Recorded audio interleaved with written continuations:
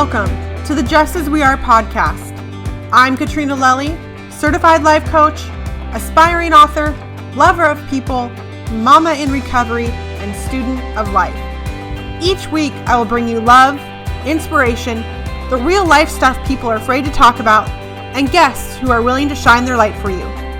I give you self-care practices and mindset tips to help you shatter the negative stories you tell yourself. Now is the time to step into the beautiful, loved, whole woman you already are. Let's walk this journey together.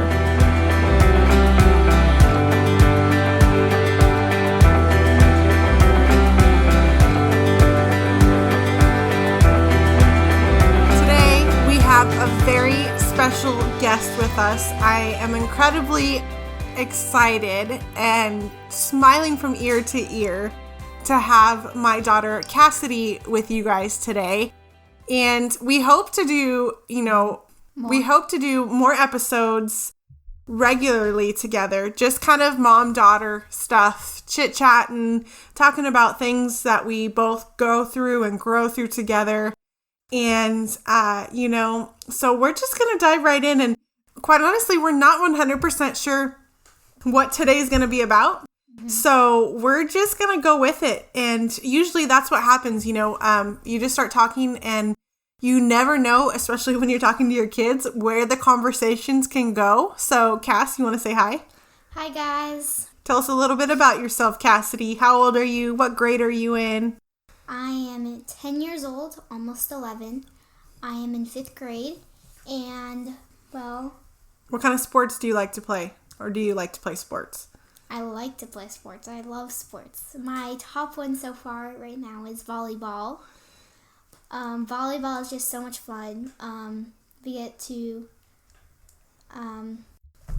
have so much fun with one another, and just the movements that we do. It's like so cool. And volleyball is rather new for you. You just started it last year, right? Yeah. Yeah. And you got what? And over the summer, she took a volleyball camp with one of her best friends. Yes. At the local high school, and had a great week. You want to tell us a little bit about that week? We did all kinds of fun things. We didn't just do volleyball. I mean, we got into these groups, and we would make up these dances, and then they'd pick one, which was super fun. And also, there's awards each day. I got an award one day, and then at the end of the week on Thursday, they have a big one where there's different things. And what kind of different things? Like most improved, great listeners, something like that. I don't exactly remember, but there's 3 of them or something. And the biggest one was the Spartan Award, which meant you did everything and you were just great and on task. And that's exactly what I got. So I have 3 t-shirts and a jacket. I gave a t-shirt. Wait, no, I had. So let's back up. So you won 3 awards. One of them was the Spartan Award, and that's like the top dog award. Like, what were some of the things that they pointed out that you did that made you stand out a little bit more than the others? I had great serves. The sets were hard, but I persevered through the things that were new to me. What were some of the other things they said that made you stand out a little bit, besides your serves? I mean, I improved by a lot. I mean, I learned new ways to do all sorts of things. Like, I learned a new way to serve instead of putting your finger under your head and then moving it and throwing the ball up and hitting it. And now I learned that you can put your hand facing out and throw the ball up and hit it. I learned the steps for a spike or a hit, and it's super hard, but I got through it. Well, that's cool. I was so proud of her when she came home, and she had the biggest smile on her face, and it's always so cool to see our kids when they get recognized for working really hard. And I am not a parent that's all about everybody gets an award. I am not one of those parents. I don't agree with that thinking, but it is what it is. And so I was super, super excited for her when she came home even from the first day with a t-shirt and it's like, Mom, I got the Player of the Day award or whatever it is that they called. So super happy and excited about that and just so proud of her because everything she does really well. And and Kass, maybe you'll agree with me, you're a little bit hard on yourself. If it's not done the right way, if it's not done perfectly, she goes back and does it again and again. And I'm not sure where she gets that perfectionism from, but she is definitely strives to do her very best in everything. And she sets high expectations on herself. And I don't know if any of you guys can relate to that, or even if any of your kids can relate to that, placing high expectations on yourself. And that's one of the things as us parents, they are so watching everything that we do. And they are watching more of the stuff that we probably think that they aren't watching or doing. Do you watch Mom a lot? Kind of. Kind of. Do you pick up on stuff that...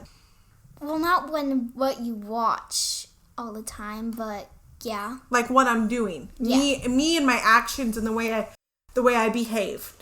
Not what I'm watching on TV necessarily. I wasn't talking about that. Behaviors and characteristics and personality. Yeah. Yeah. What is one of your favorite things about yourself? I don't know. That's a hard one.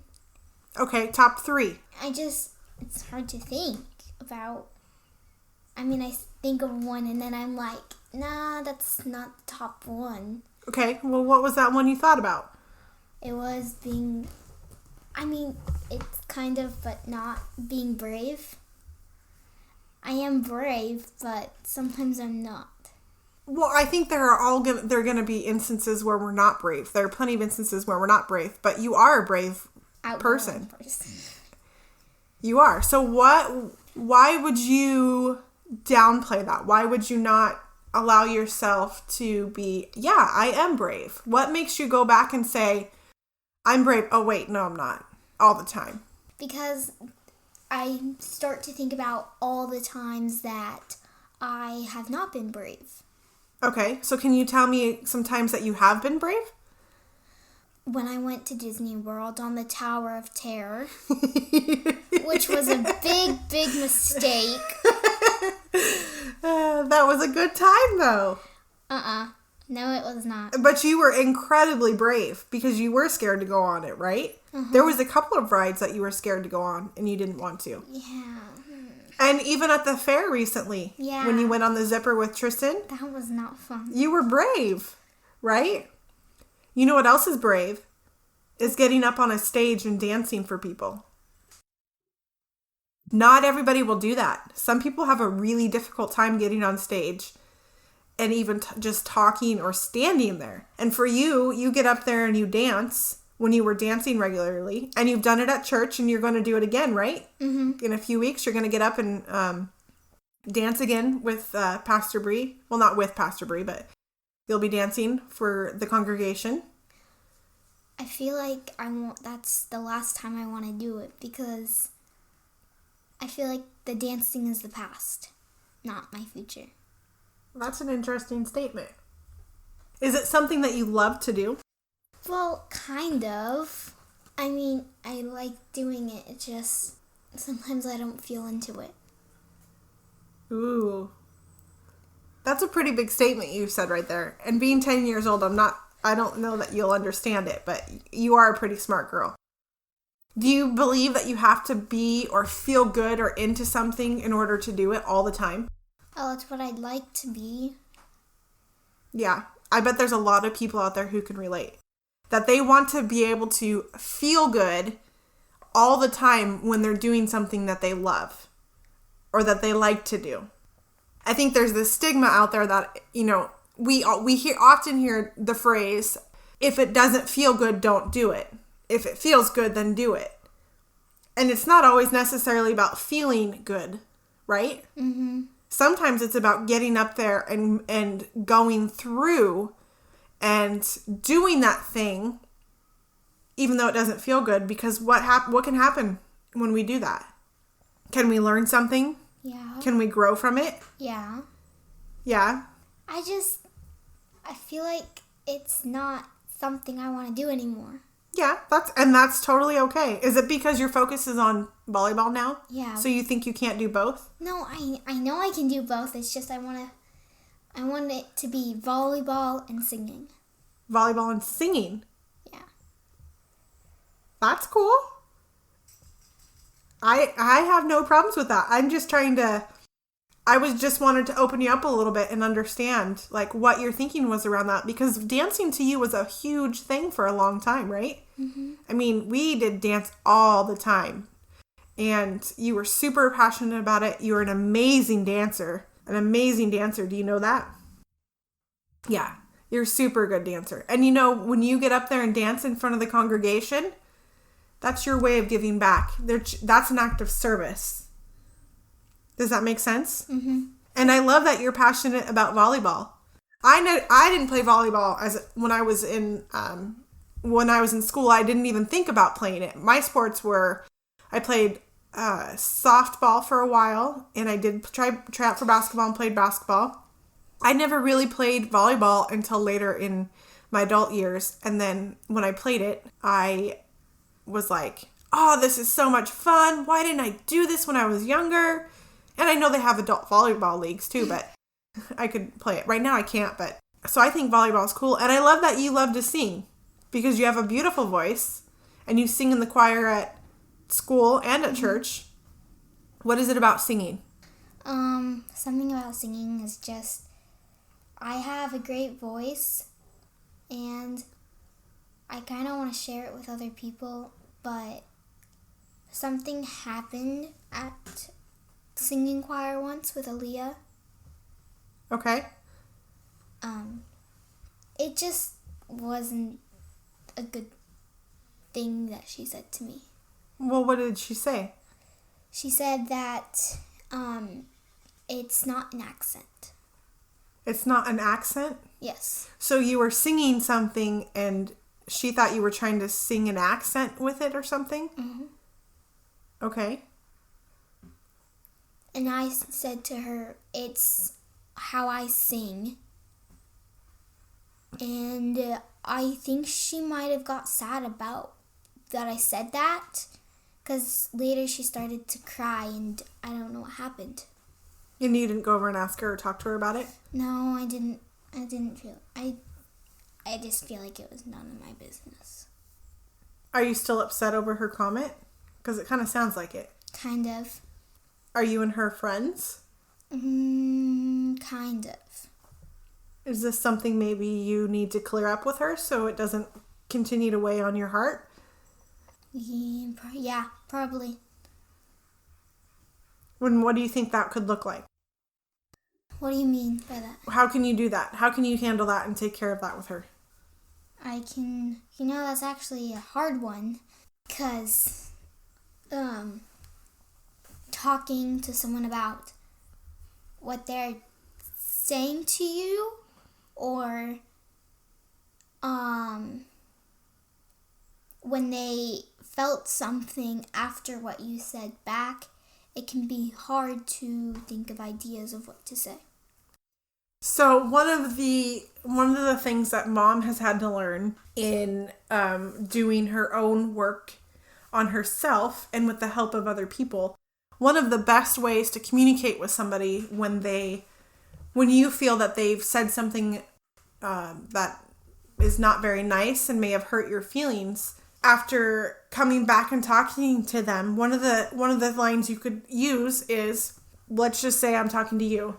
Hey, Kassidi, when you said I felt, or actually what's even better than that is, hey, Kassidi, when I heard you say I felt.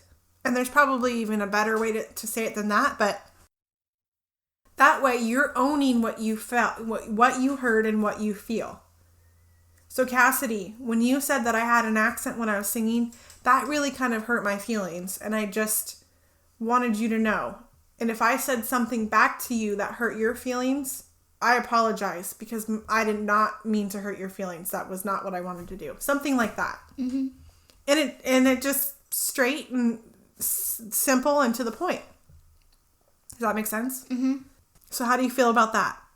it feels kind of weird to talk about that. And I don't know, it just felt weird to kind of talk about that. Well, I'm glad you talked about it, because sometimes when we hold it inside, it grows and it makes it bigger. And then before we know it, it's like taking over all of our thoughts, and our mood gets really sad and down, and we get angry sometimes. And then we end up taking it out on people that we don't mean to, the people that we love, right? Mm-hmm. Yeah. So I'm glad that you shared that and you talked about that and you were willing to do so. And that was very brave for you to sit here and share that and be willing to do that for our friends. I feel like the most thing about me is that I am competitive. Yes, I would say you are. But after that, I feel I'm brave. You're brave. Yep, yeah. You're brave and competitive. And competitive can be a very good thing. Mm-hmm. But my competitive sometimes get overdone. Maybe just a little. Who do you think you're most competitive with? I don't know. Right now, in our class, we're doing a reading thing where we want to read a lot of minutes, and I was the first one to be on the leaderboard, like the first, second, and third person, and so this guy named Blake, he's been on there for 3 times, and number 1, and so I'm kind of trying to read more than him, because the first time he read like 1,024 minutes. Holy moly! I know. And then he read for 600 minutes, and then I forgot what. In a week? Yeah. Oh my goodness! And then read somewhat amount, and I'm trying to I don't know what he's gonna be at, but I'm like trying to get on the leaderboard, because it goes the first place person, the second place person, and the third place person. And one time it made no sense to me of why I didn't get on there. Because I read a lot one weekend, and someone, for some reason, somehow got bigger than me. That's okay, right? Mm-hmm. You just got to keep trying your best, right? Mm-hmm. So we've talked a little bit about the things that you really love about yourself. What do you not like so much? Because I know that even at 10 years old, you're at that age where you think about this stuff, don't you? Mm-hmm. And you get down on yourself. Well, my best friend, she's a really nice and kind and truthful person, and I wish I could be like her. I mean, she's so happy and kind to everyone and good. So good. I wish I could be like her. I mean, I know I'm gonna have ups and downs, but I feel like I've never seen her argue with her brother. Oh, I bet you they argue. But not as much as me and Tristan do. So I'm like, I wish I could be like her. She is so great. I know she's my best friend, but honestly, I'm jealous. You're jealous? Yes. That she's so happy all the time? Yeah. Well, can't you be happy for her? Yeah, but whenever I try to start over sometimes, I can't start over. You mean start over with your attitude? Yes. It's just so hard. I mean, I've tried once and it didn't work. I just got angry. What are some other ways you try to start over? I've tried to... I take deep breaths and then I say, it's new, and so I'm going to try and be as happy as I can. Yet I still get really angry and feel bad about myself. Do you feel bad about yourself because you get angry? Well, I get angry, frustrated a lot. Yeah. I know. Moms know. Mom knows. And it's okay if you do. You can start your day over at any time that you want to. Do you know that? It's just so hard. I understand that. I totally understand. Mom has a hard time starting her days over sometimes too.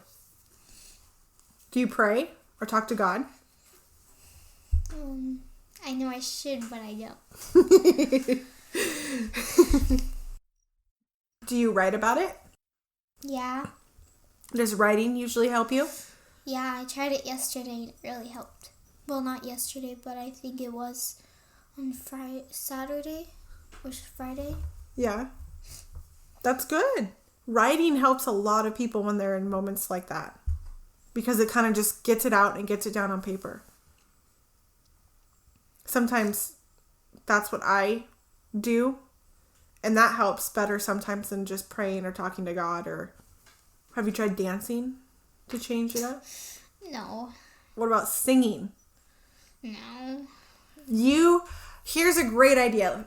We find a song where you can just belt out your little heart. Well, I have, but it makes no difference. I just sing to myself. Let me tell you something. You are Kassidi Jane, and you are wonderfully made, and there's only one you, and you are perfectly whole and beautiful and amazing as Kassidi. I wouldn't want a duplicate of your best friend. I love your best friend. She's an amazing little girl too, but then I wouldn't have my Kassidi. And guess what? If you were just like her, she wouldn't have you, right? Mm-hmm.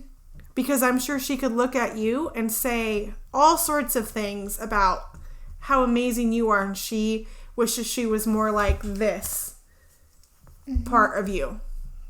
Right? Yeah. There's only one kind of you, and you have a lot of amazing, beautiful qualities about yourself. Mom hasn't been doing so great on her affirmations. Do you know what affirmations are? Nope. Remember the I am statements we've worked on before? Maybe we need to start doing those together. What do you think? So, if you could come up with 3 affirmations right now about yourself, what are they? And so affirmations are an amazing tool that I've learned through different avenues and have been reminded recently with one of my coaches how important they are and vital they are. And I haven't been very consistent about them.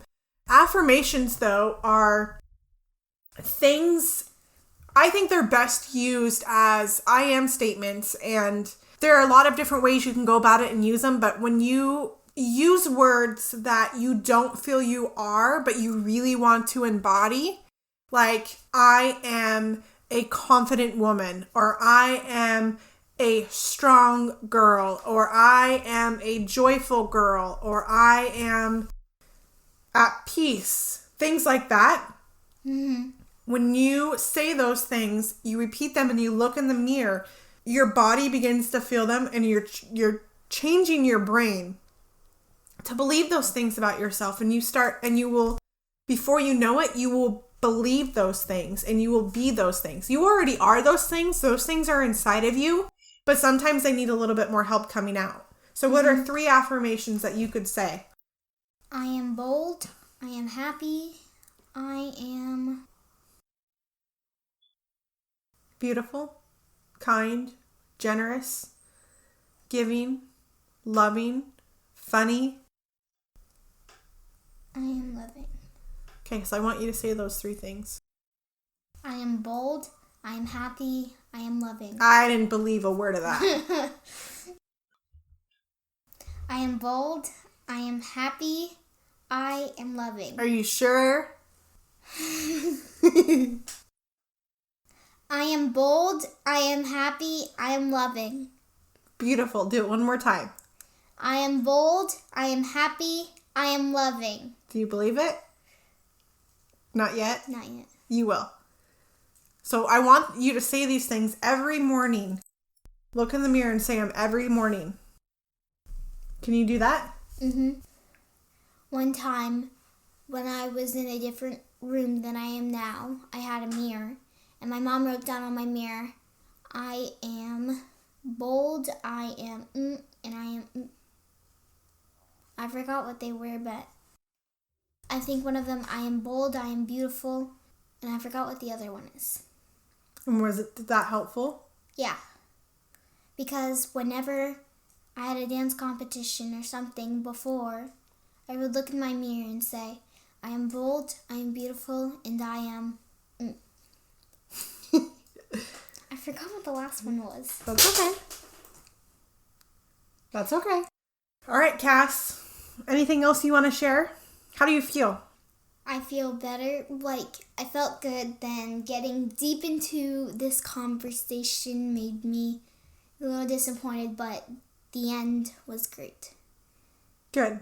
Like I said, we didn't know what we were going to really talk about. Nope. In fact, we said, hey, let's talk about what it's like to be a 5th grade girl right now. And somebody was not looking forward to that at all. No. So we appreciate those of you who tuned in and listened. And, we hope that you just hear a little bit of something from this, either whether it's something that maybe is going on with you in your life and maybe with one of your kids, or if you needed a little laugh today, or if you needed to let go of those tears that you've been holding back. I totally know what that's like. So we just thank you so much. And if you really enjoyed this episode, please go share with your friends and families. And I have a task for you guys. I want you guys to have your daughter listen to this, and you guys have a conversation about what their feelings are and of what's been going on.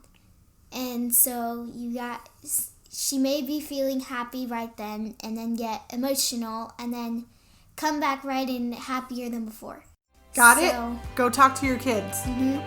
I hope you have a great journey with this podcast.